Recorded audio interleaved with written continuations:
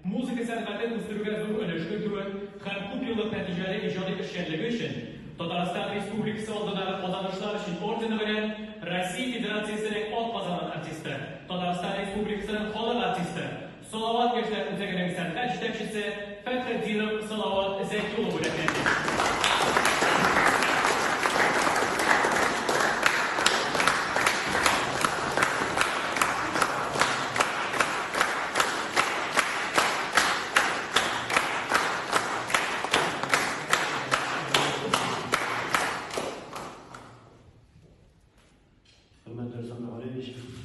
Bizning xizmatni ko'rib, anglab, bizni tanlaganınız uchun rahmat. Bu bizim için qolgan kunlarimizda taqdim qilish uchun bir zo'r stimul. Rahmat sizga.